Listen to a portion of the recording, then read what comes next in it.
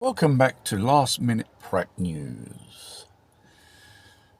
Usually I don't deal with international issues, but it goes to show how sick the powers that be really are. And they'll really demonstrate it out in the open towards the world. We got this Ukrainian security chief guy saying we're in World War III. Wow, big deal. You have discovered hot water. I think this is Balak has been going along for a long time. And then he goes on about how important Ukraine is for NATO. Yes, as cannon fodder. Dodo. And the most sick thing is these fresh massive graves of Ukrainian people slaughtered and forced into fight a war for NATO.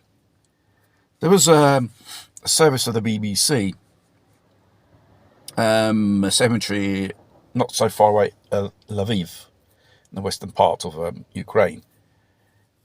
They had to dig up old graves from other and veterans who died in other wars. Then you got this blinking character going around with Zelensky in these cemeteries, give another $1 billion of weapons and say, we count on you, buddy. Send more cannon fodder to the front. Because they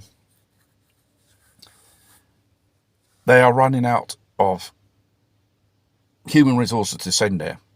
As you probably heard, Zelensky has signed a new decree. Even people sick of HIV, who's got neurological problems, who's got mental illnesses, or even old fogies on wheelchairs, or even disabled people, they're calling up.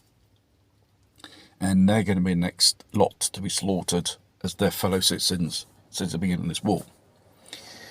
And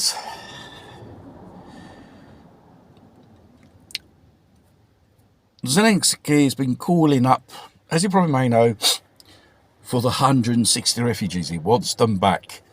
And there's already Ukrainian men of fighting age receiving a letter from the local authorities where they stay or currently in that company, invite them within 2 weeks. You have to leave the country and you have to return back to your own country to die in the name of NATO. And they say, yes, Ukraine is winning. Okay, I have to take that as a pinch of salt usually, because they are professional bullshitting, they are. How come mainstream, journalists of the West, at the beginning you show them, yes, we'll show you this and this and this and this. All that buck setup of certain atrocities committed by someone. That was all an invention. And you don't want people, journalists, which those are the people who support your narrative. Those are the people who give you money from Western countries. And you don't want to let them cover the Ukrainian side of the battlefield. Or is it a fact? These poor devils, poorly trained, poorly equipped, sent on the battlefield to be massacred. There are stories, these people were sent into minefields by foot, like a game of Russian roulette.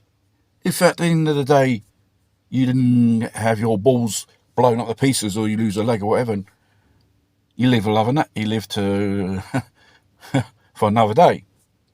Probably tomorrow and be fortunate.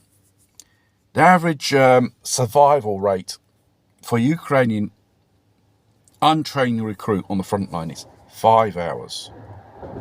5 hours.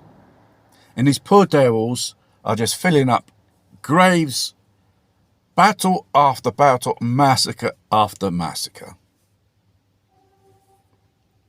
When they run out of them, who are they going to send? they're going to send Europeans. I don't think